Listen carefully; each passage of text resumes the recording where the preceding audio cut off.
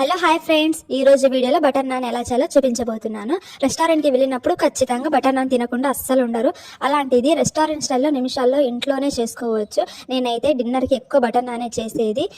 ఇక్కడ నేను మటన్ కర్రీలో కూడా ట్రై చేసి చూసాను. దీనికోసం 2 కప్పుల మైదా పిండి తీసుకోవాలి, half teaspoon baking powder, half teaspoon salt, teaspoon butter.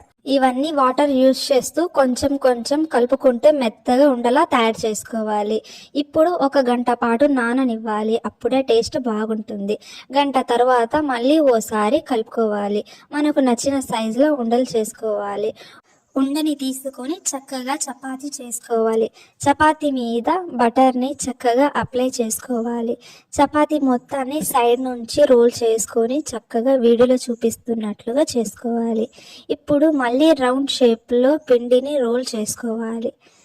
Role చేసుకున్న పిండిని మొత్తం చక్కగా చపాతీలాగా చేసుకోవాలి. పైన డెకరేట్ కోసం హైబ్రిడ్ కొత్తిమీర, బ్లాక్ సీడ్స్ని అప్లై చేసుకోవాలి. ప్రెజెంట్ నా దగ్గర అవైలబుల్లో లేదు, సో నార్మల్ కొత్తిమీర యూజ్. మళ్ళీ ఓసారి పైనుంచి చక్కగా రోల్ చేసుకోవాలి.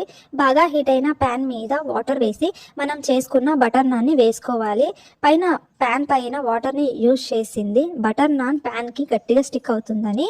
అది పూర్తిగా ఆప్షనల్. ఒక సైడ్ హీట్ అయిన తర్వాత మీడియం ఫ్లేమ్ మీద బటర్ నాన్ని 2 సైడ్స్ కాల్చుకోవాలి.